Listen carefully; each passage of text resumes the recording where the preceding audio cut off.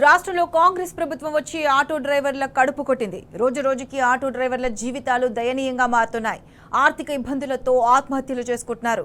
ఎన్నికల ముందు ఏడాదికి 12,000 ఇస్తామన్న ప్రభుత్వం ఇప్పుడు ఒక్క పైసా ఇవ్వకుండా మోసం చేస్తుంది. ఆటో డ్రైవర్ల సమస్యలపై పోరాటానికి బీఆర్ఎస్ సిద్ధమైంది. హైదరాబాద్ నగర వ్యాప్తంగా బీఆర్ఎస్ నాయకులు ఆటోలలో ప్రయాణించి వారి సమస్యలపై ప్రభుత్వాన్ని ప్రశ్నిస్తున్నారు.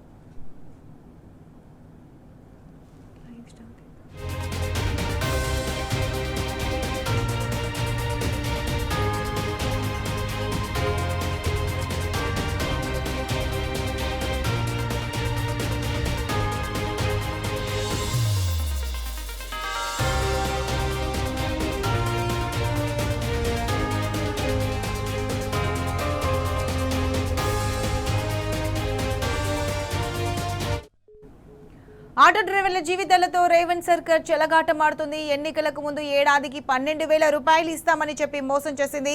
ఇప్పటి వరకు అతీగతి లేదు.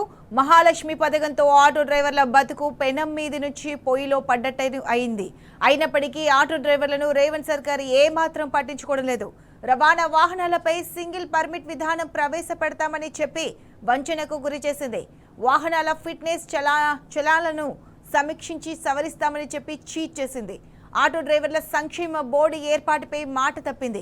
కాంగ్రెస్ పాలనలో ఆటో డ్రైవర్లకు సామాజిక భద్రత లభించడం లేదు. ప్రతి పట్టణంలో ఆటో నగర్ ఏర్పాటు చేస్తామని నయవంచనకు గురి చేసింది. పెండింగ్ లో ఉన్న చలానాలు 50% రాయితీతో పరిష్కరిస్తామని చెప్పి మోసం చేసింది.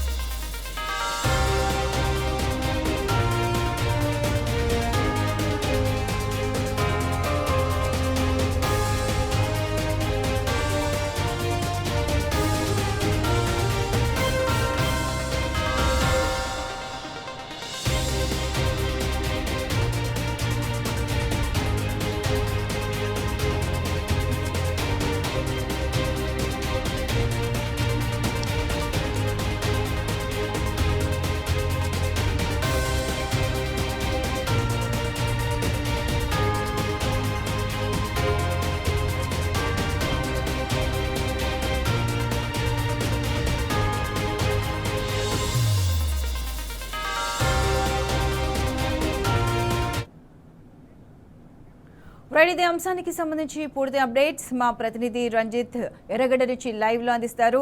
రంజిత్, చెప్పండి, రాష్ట్రంలో కాంగ్రెస్ ప్రభుత్వం వచ్చినప్పటి నుంచి ఆటో డ్రైవర్లకు రోజు రోజుకు సమస్యలు పెరిగిపోతున్నాయి. వారి జీవితాలు దయనీయంగా మారుతున్నాయి. దీనికి సంబంధించి అప్డేట్స్ ఏంటి?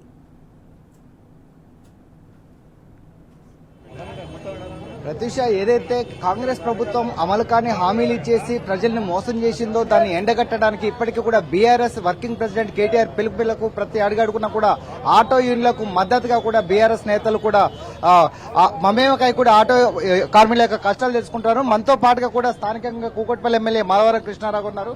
సార్, చెప్పండి, దాదాపు ఇప్పటికే చూసుకున్నట్లయితే కాంగ్రెస్ ప్రభుత్వం అమలు కాని హామీలు ఇచ్చేసి ఒకవైపు లేడీస్ ని, మరోవైపు ముస్లింస్ ని, ఇటువైపు చూసుకున్నట్లయితే ఆటో యూనియన్ వల్ల కూడా సంవత్సరానికి 12,000 ఇస్తారని ఇవ్వట్లేదు. దీనిపైన ఏ విధంగా చూడొచ్చు? అదే కదా మేము ఒక నిరసనగా ఏదైతే హైదరాబాద్ నగరంలో తెలంగాణ రాష్ట్రం ఆటో కార్మికులు కష్టాలు పడి పాపం ఆటో కొనుక్కొని నెలకు రోజుకు 500 సంపాదించుకునే పరిస్థితి లేకుండా చేసి వాళ్ళని ఇబ్బంది పెట్టే పాలు చేశావు. ఇబ్బంది పెట్టే పాలు చేసినప్పుడు వాళ్ళకి 12,000 రూపాయలు సంవత్సరానికి ఇస్తా అని చెప్పి మాయమాటలు చెప్పావు. పార్లమెంట్ ఎలక్షన్ లో వాళ్ళతో ఓట్లు వేయించుకున్నావు. ఇలా 2 ఏళ్ల దగ్గరకు వచ్చింది. ఈ రోజు ఆటో కార్మికులకు కనీసం ₹1 ఇవ్వకుండా తప్పుడు మాటలు చెప్పి, మళ్ళా ఎలక్షన్లు వస్తే మళ్ళా తప్పుడు మాటలు చెప్పి, ఈ రకంగా మోసపూరు మాటలు చెప్తున్నావు. కాబట్టి మేము ఇవాళ ఆటో కార్మికులకు ఎవరైతే ఆటోలు నడిపించినటువంటి వాళ్ళు ఓనర్స్ ఉన్నారో వాళ్ళకి ఇవాళ సంఘీభావంగా వాళ్ళ న్యాయం జరిగేదాకా పోరాడే విధంగా ఇవాళ అందరం కలిసి ఇలా ఆటో స్టాండ్కు సంబంధించిన ఎర్రగడ్డకు సంబంధించిన వాళ్ళు పెద్ద ఎత్తుగా ఇలా టీఆర్ఎస్ పట్ల జైన్ కాబోతా ఉన్నారు. ఈ కాంగ్రెస్ పార్టీ ఎలక్షన్లు వస్తే హామీ ఇస్తుంది అన్నటువంటిది దొంగ మాటలు చెప్పి దోపిడి మాటలు చెప్పి ప్రజలను మోసం చేసేటువంటి పార్టీ కాంగ్రెస్ పార్టీ. దాని భాగంగానే ఇలా వాళ్ళకి సంఘీభావం తెలపడానికి ఆటో కార్మికులకు న్యాయం జరిగేదాకా పోరాడడానికి ఇవాళ టీఆర్ఎస్ పార్టీ బీఆర్ఎస్ పార్టీ వాళ్ళ సంఘీభావం తెలబోతా ఉంది. ఇప్పటికే వచ్చేసి కంటోన్మెంట్ ఎలక్షన్ లో కూడా అభివృద్ధి కావాలంటే కాంగ్రెస్ ని గెలిపించమని ఆ రోజు చెప్పింది.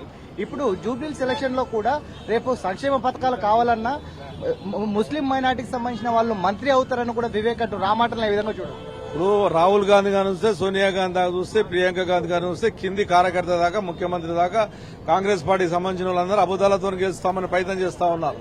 ఈడ 2500 రూపాయలు ఇప్పటివరకు ఆడపడుచులకు ఇవ్వలేదు.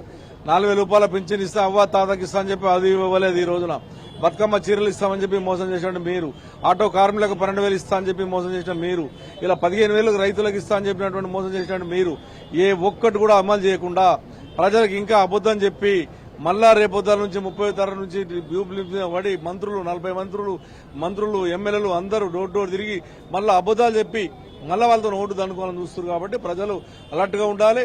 ఈ కాంగ్రెస్ పార్టీని నమ్మి మనం ఏదైనా మోసపోతే జీవితాంతం మోసపోతే అవసరం ఉంది. ఇప్పటికే 23 నెలలు 24 నెలలు అయింది.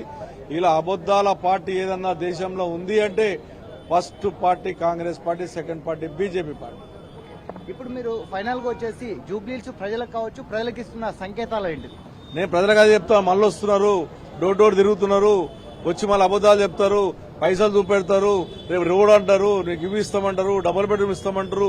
ఇలా డబుల్ బెడ్రూమ్ మా దగ్గర 1,00,000 ఇండ్లు కట్టిస్తే మేము 66,000 మందికి ఇచ్చాం. ఇంకా 34,000 మంది కట్టించి రెడీ ఉన్నాయి. ఆ 34,000 ఎందుకని ఇవ్వమని అడిగాం. ఎవరికో నిరుపేదకి ఇవ్వండి. మాకు మేము ఎవరితో హైదరాబాద్ నగరంలో ఉన్నటువంటి నిరుపేదలకు డబుల్ బెడ్రూమ్ ఇవ్వండి. ఇచ్చేసి మళ్ళా కట్టండి. మీరు 2 లక్షల సంవత్సరాలు 2 లక్షలు కడతామని చెప్పి మేము కట్టినటువంటి 36,000 ఇండ్లు ఇప్పటికి ఇవ్వలేనటువంటి పరిస్థితి మీరున్నారు. ఇంద్రమ్మ ఇండ్లు ఇస్తామని చెప్పి 5 లక్షలు ఇస్తామని చెప్పి హైదరాబాద్ లో ఏ ఒక్క కూడా ఈ రోజు ఇంద్రమ్మ 5 లక్షల రూపాయలు మీరు ఇవ్వలేదు. ఇవాళ ఉన్నటువంటి రేషన్ కార్డు ఒక్కరికి రేషన్ కార్డు ఇవ్వాలి. హైదరాబాద్ నగరంలో మీరు చేసిన పాపాలు అంత కాదు. ఎక్కడైతే ల్యాండ్లు ఉన్నాయో, ఎక్కడైతే గవర్నమెంట్ ల్యాండ్స్ ఉన్నాయో, ఎక్కడైతే హౌసింగ్ బోర్డు ల్యాండ్లు ఉన్నాయో అమ్ముకొని దండుకోవాలన్న ప్రయత్నం చేస్తున్నారు తప్ప మా హైదరాబాద్ ప్రజలను మోసం చేస్తున్నారు. అందుకే జూబ్లీహిల్స్ ప్రజలను విజ్ఞప్తి చేస్తా ఉన్నాను. ఈ మాయ మాటలు చెప్పే కాంగ్రెస్ పార్టీని తరిమి కొట్టండి. మేము ఖచ్చితంగా పోరాడే party BRS party, TRS party. ఆ రోజున హైదరాబాద్ నగరాన్ని బ్రహ్మాండమైనటువంటి స్థితిలో నడిపించినటువంటి పార్టీని గెలిపేయండి. ఖచ్చితంగా మేము కూడా పోరాడతాం, ప్రజల పక్షాన్ని నిలబడతాం. ఈ కాంగ్రెస్ చేసిన మోసాలను ఖచ్చితంగా ఎండగడతాం. ఇటువంటి కార్మికులందరినీ కూడా ఏదైతే ఆటో కార్మికులకు అన్యాయం జరిగిందో వాళ్ళకి న్యాయం జరిగినంత పోరాడతాం. ఇది పరిస్థితి. అంటే ఇప్పటికే కూడా కాంగ్రెస్ పార్టీ చేసినటువంటి అమలు కాని హామీలు ఏదైతే ఉన్నాయో అవన్నీ కూడా మోసపూరిత హామీలు. కాబట్టి రేపు రాబోయే ఎన్నికల్లో కూడా ప్రజల తరఫున వండుకుంటూ ప్రజల యొక్క సంక్షేమాలు తెలుసుకునే పార్టీ బీఆర్ఎస్ పార్టీ. కాబట్టి గతంలో కూడా ఆటో యూనియన్లకు కావచ్చు, ఆటోలకు ఏదంటే కార్లకు సంబంధించిన వాళ్ళందరికీ కూడా ఓలా, ఊబర్ లాంటి యొక్క కంపెనీలను హైదరాబాద్ తీసుకొచ్చేసి కూడా అవన్నీ కూడా చేసిన సందర్భం ఉంది.